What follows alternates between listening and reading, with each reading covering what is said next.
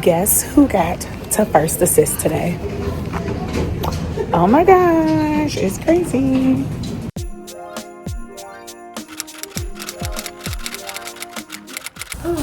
Okay. At some point, I'm gonna start bringing my tripod with me when I come to the hospital because this is kind of wild. I never have an adequate setup. All right. Hey y'all, hey y'all, hey y'all. Welcome back to Madeittomedicine with Vix. If I could get myself situated, that is me. And I'm a third-year medical student at the University of Illinois College of Medicine. I'm currently ending my neurosurgery portion of my surgery rotation, and I got to be first assist today. If you don't know what that is, let me tell you. That means there's one person who's the primary surgeon, and then there's someone literally assisting them. Typically, primary is the attending and the first assist is the resident. Today, the primary was the resident and the first assist was me. The attending supervised the case, and then obviously when it got to the most, I guess, difficult portion or most, I cannot even find another word, most intricate portion of the surgery, then I was no longer first assist and I was just, trying to watch. But as a first assist, the resident was asking me questions like, okay, what layer is this? Or what is this? Or he asked like, what is this, being fascia in the body? And then, oh my gosh, hold on. Hello. Y'all have a class in here? I just wanted to stay in here because I know it's really warm. Oh yeah, it's real hot. I'll be out in like 10 minutes. No. Okay. I'm not like pushing anybody out. Okay. Is there something in here afterwards? Oh, I have no clue. I just want to record a video. That's all. Oh, okay. Have fun. Thank you. And she was right. It's hot as Hades up in here. I don't know why she want to sit up in here. Anyway. So asked me some anatomy questions, pointed out the dura. So there are like 3 different layers of basically like protective layers of the brain and the spinal cord. So the dura, mater, the arachnoid and pia. And so was pointing that out. And basically in spinal surgeries, all the surgeries I've seen have been laminectomy. So essentially patient is having some level of pain and we have to remove some of the spine and the compression onto the spinal cord, and that's what they were doing. So I got to irrigate, which is putting saline solution into the spinal cavity, and then suction, which I literally was just talking to y'all about this the other day, and how like Grey's Anatomy on one of the episodes, I believe it was Dr. Miranda Bailey, was like, here, you get to be the sucker today, and handed the intern the suction. And I was like, I want to do that. Like, these are like the bare minimal things. And I've been on surgery for 6 weeks and I have not held a suction. So as I'm suctioning, he was like, do you know how to hold a suction? And I'm like, I think you just hold it. He was like, there's this little plug on there. Like there's a hole and you're supposed to plug it with your finger and that actually helps it to suction. I said, oh, no wonder it wasn't working too well. Oops. I'm happy they didn't get upset because we only know what we're taught, and I hadn't been taught to do this. I literally just be watching, and people are doing these things because I'm out of habit. So I was happy that he actually taught me how to hold the suction. And then, of course, retracting, which is like a metal object. You go in and you're like pulling the fascia out the way, so pulling the muscle and all these other things out of the way to get a clear view of the cavity. And what else did I get to do? Oh, for the bipolar, there's a pedal for that. And so I got to assist with the bipolar, which is just something to cauterize. So if you see a bleeder, you want to cauterize it to stop the bleed. In the spinal cavity, and during spinal cases, something that, obviously I'm a medical student and I'm a third year, so I'm exploring many different fields. Previously, what brought me to medicine was me thinking that I wanted to be a neurosurgeon. Absolutely not. It is very taxing on the body. For spinal cases, it's really like a lot. Like they have to take out pieces of the spine to remove the pressure from the spinal cord. And that takes a lot of oomph. So I am about to hit the gym and I am gonna lift some weights, but I wanna lift the weights to, slow down osteoporosis for my bone health and not necessarily to be muscle woman in the OR.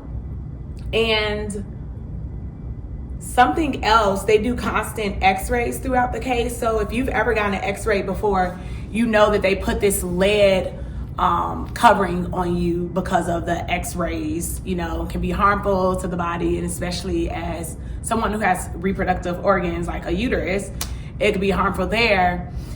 And you just don't want x-rays without the lead on you. But there was a previous case that I was in and I had that lead on me. That case had to have been it was over 5 hours long. When I tell you, I've been in physical therapy previously for 5 or 6 months because I have shoulder dislocations, and I low-key think I have cervical radiculopathy because I have shoulder pain, arm pain, and it goes down to my hands. And I also have lower back pain. So being with that lead on, which is so incredibly heavy, at first I was like, oh, this is keeping me warm, because these ORs, they had the temperature that day on 58, and I was like, brr, I'm always cold. But having that lead on for so long, it intensified the pain that I have in my shoulders and in my traps and in my back, that I was in excruciating pain. And that's a very long time, 5 hours, to be in excruciating pain. And so I was seeing that sometimes residents or attendings were not putting the lead on, and they'll either stand in this little hall that connects the ORs together, which is a sterile field or a semi-sterile field, or they'll stand behind this lead glass. So the first case, I was standing behind the lead glass. Every time they were doing an x-ray, me, the resident, and the attending, and one of the scrub techs were doing that. But you have to do several x-rays throughout the case to make sure that you are at the right part. If it's a laminectomy or which is what this is, removing part of the spinal cord. If it is at the cervical spine, you want to make sure, and it's at C5, C6, you want to make sure that, you are in the proper position, or same thing for lumbar, thoracic, or sacral. And so we do multiple x-rays throughout the case, which to me makes, it definitely extends the case, but it's essential because you want to make sure, again, landmarks. All in all, I think it was very cool to be first assist. It was very interesting. And the resident was asking oh, Vicky, how did you like it? How did it go for you? And I was like, oh no, this is very cool. This is the most I've ever been able to do my entire time on surgery, and I'm ending week 6. Because previously I would only close, suturing and such, but assisting was cool. I do wish that I got into suture because I have not sutured anything since general surgery. And I was last on that 3 weeks ago. I ended general surgery, so I don't even know if I know how to suture. I'm paying attention when they're doing it. I did get to do knot ties or hand ties the other day, but I'm it would be nice to also get to keep up all the skills. Next week I start cardiothoracic, which will be my last rotation or last block of surgery rotation. And I'm excited about that. I got the 2 heavy hitters, the heart and the brain. Everybody knows about those, and I did a transplant elective, of which y'all saw right after I found out that I passed step 1. Whoop, whoop, whoop. Still happy about that. And officially 15 days rather to my exam. So I'm gonna hit the gym, exercise a little bit, stretch, do some cardio, lift some weights. Then I'm gonna go home and I'm going to study because we still, place the emphasis on all parts of me. But neurosurgery now is in the books. It wasn't bad at all. Neurosurgery is very complicating, but as a medical student on neurosurgery, it wasn't really that bad, because as I told you before, I'm in the neuro ICU, so intensive care unit, and I don't hold any patients on every other service I've ever been on. I hold patients at multiple patients, so that means I'm coming in to do a physical exam on my patients and then reporting, giving the report on the patient. and then going to see them again with the team.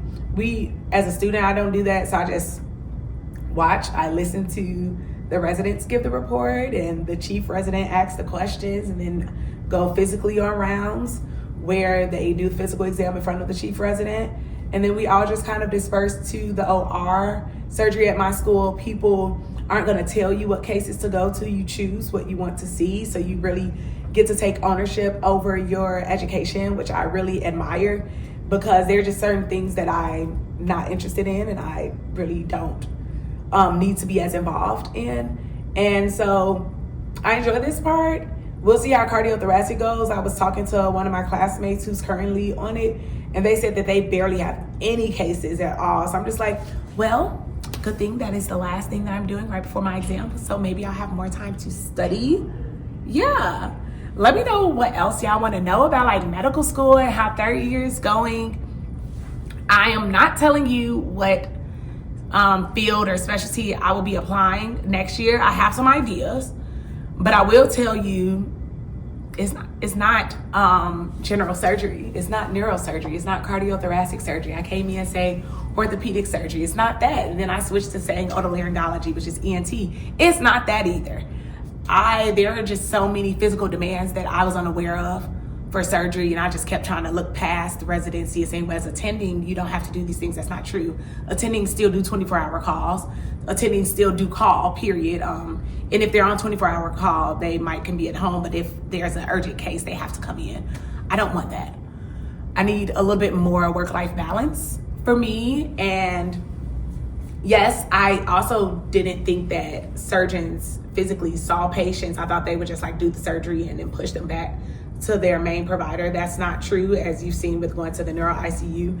You do get both. You do get some medicine and the surgery, and also figured that if you go into a subspecialty like neuro, like ortho, like ENT, that you don't have to know all the other stuff. Also not true. They do medication management all the time, and you have to know enough about other people's fields to know when you need a consult, to understand that you're no longer the specialist, you're no longer the expert. So there are many ways in medicine to get involved and to like flex your knowledge, but it's just all about like, what do you want to do?